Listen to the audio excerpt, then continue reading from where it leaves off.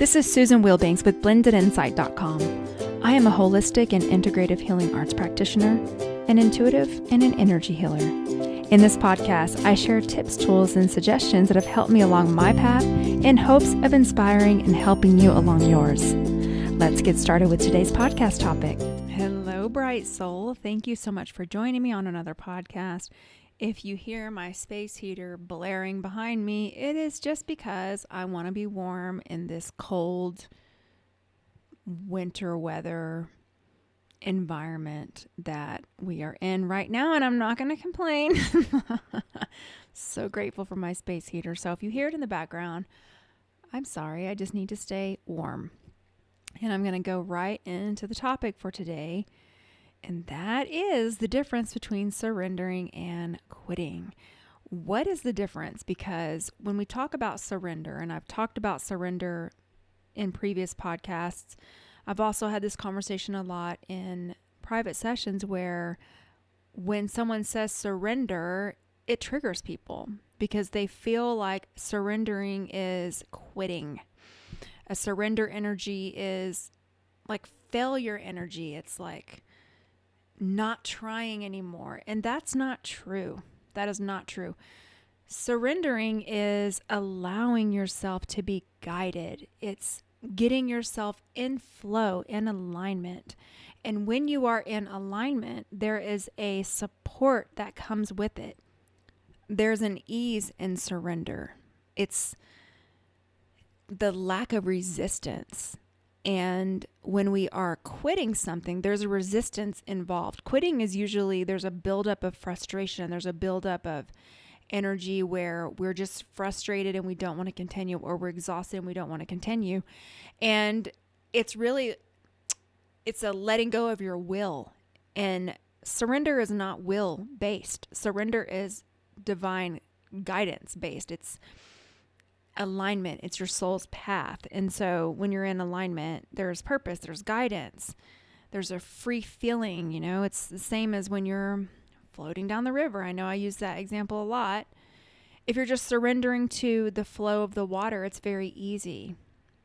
You're just being guided. You're just being one with the flow. Whereas if you're trying to push up against it, there's resistance. If you're trying to navigate the flow and go into a different direction, there requires a lot of strength and willpower and might and pushing up against. And when we are surrendering something, we know that it's the right thing to do. It's kind of like when I was using the example about me wanting to do belly dancing, the soul not enjoying it, and me just continuing to push through, and then I tweaked my knee, so I had to stop. And I wasn't able to go to Orange Theory like I like to do. I was basically out of commission for about a week until my knee healed. I was still able to go to the gym, but I could only do upper body because I couldn't do legs. And so it's because I was pushing forward with something that my soul didn't want to do. But when I got that message and I surrendered and I stopped trying to do those classes, I felt instantly better and in alignment, and my energy picked up. That's the other thing you'll notice is when you're surrendering to something, your energy picks up, it improves. There's a feeling in your body that feels lighter.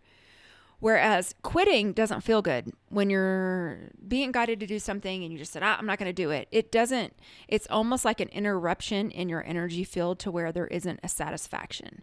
Whereas when you're surrendering, it's very satisfying. It feels really, really good.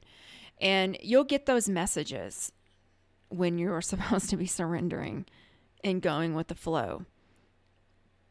Sometimes we don't listen, but I think we're all getting a lot better at listening quicker and hearing those messages quicker so that we don't get too far off the path and we're not pushing up against too much so it's not excruciatingly painful. I mean, I can be really stubborn. When I want to do something, I'm going to do it. And I've had to, over the years, learn how to relax and soften and allow myself to just be and allow myself to be guided. And I don't have to be so hard on myself all the time. I used to be so much harder on myself, constantly pushing myself to the brink, taking on too much, having very little downtime, very little enjoyment. working a lot. And I really didn't realize how much I was working and how much I was doing until my father passed away.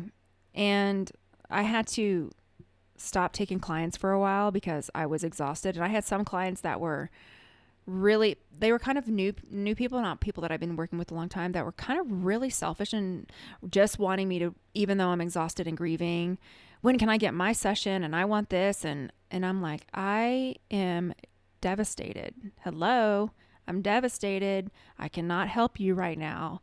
I need to grieve. And it really gave me an awareness of like, wow, these are not people that I want to work with. These are clients that are not in alignment with me.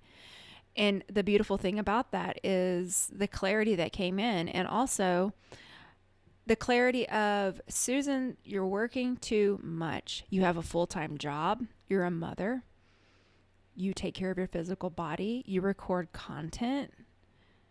You're always giving everywhere you go. And you're doing this work part-time because it's a calling.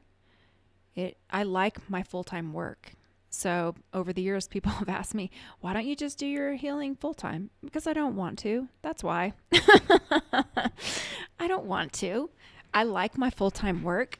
The structure of my full-time work and then the creative, intuitive side of my healing path keeps me very balanced. You know, my blueprint is very structured. This is why I did so well in the military. I've always been structured. I like structure. And that structure is balanced by going into my healing side and my intuitive side and my meditation practice. So I just realized, like, I can't take 5 to 6 clients a week because it was way too much, on top of trying to record a podcast and a healing. And at the time, you know, just dealing with all the emotions, helping my daughter navigate, because I'm her only person. And I'm that person for everyone. I don't have very many people that can be that for me. And thankfully that's grown for me, which has been beautiful. And I'm so grateful. So it just made me realize, like, I am not going to do this anymore. And I also need to change my rating system, the way that I charge. The exchange needs to change because I'm constantly learning and developing my skills and getting better. And I can do more in less time now and all these things. It was just this wake-up call. And, you know, people were upset initially when I just refunded and said, hey, I can't do it. The other thing was I was getting a lot of people that were really impatient, like, they order a session. And even though it's in the description that I'm booked 1 to 3 months out, they'd say, well, I need it this week. Well, I'm sorry. I can't give you what I don't have. I don't have it this week.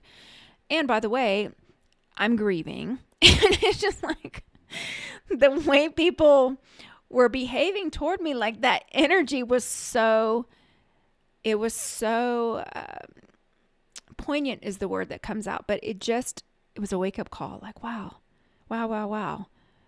I got to get in alignment with a different vibe. I want to serve a different type of community. And the people that were meant to stay aligned, they stayed aligned. And then new people came in, and that's how adjustments take place. And it was a surrender because I'm driven and I'm business focused. And so I used to just know, you know, they wanted the session. It's got to be in alignment if they wanted it. And they paid for it. So let me burn my candle at both ends and bend over backwards and do a handstand for what someone is perceiving as a crisis. I just quit doing it. And it feels amazing. It feels absolutely amazing. And so those clients, they went away, and I'm grateful for that. Man, I'm so grateful because we're not in alignment, and I want them to get the help they need, but I'm not the right person. I'm not the right person for everyone. And this can be in all walks of life. This could also be friendships, romantic relationships. It can be in so many different areas. The other thing I did, I was going to Row House last year, and then I moved. And when I moved, the studio was now much further away. And I like to exercise in the mornings. I'm a morning person. And I was continuing to go because I was working toward my 1 million meter row t-shirt because they give you milestones. And I was going, and then I just realized, like, I don't really like this very much anymore. I'm not getting the best workout. I've reached a level of my cardiovascular fitness that it takes a lot of effort to even get my heart rate up in these classes. And, the morning community was really small. So it was kind of like, if one of us didn't show up, we're all like, hey, where were you? Because there wasn't very many people that went to that class. And then I just realized even then, I'm like, I'm not going to do this anymore. And it is a surrendering because I'm no longer enjoying it and it's not working. And I let go of that before I got my 1 million meter row t-shirt. And by the way, I don't even wear the t-shirts that I got. I mean, the things that we focus on, they're all sitting in the closet. I don't wear those t-shirts. Like, where am I going to wear them to anyway? So I'm giving a very small example just to show that it can be with so many things. But we've got to allow and get into the flow for us to experience more ease in life and more support and more energy and more joy. And we're all doing this. We're all on this journey in one way or the other. And I'm hoping that these reminders help. So you can uncross your arms and legs and we will go into a healing.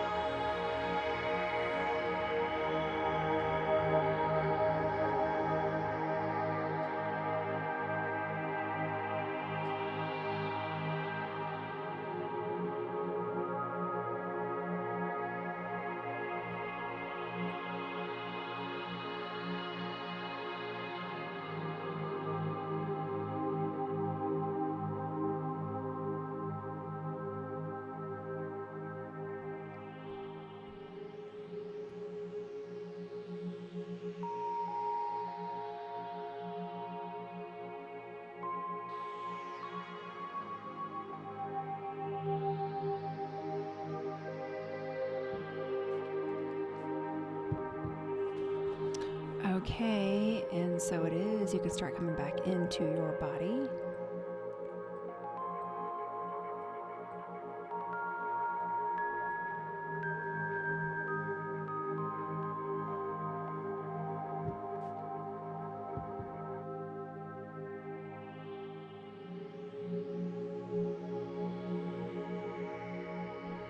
All right, I hope that helped, and just keep going. Keep going. Stay tuned in. We're going to get through it. And I want to wish you a beautiful week. Take care. Bye-bye.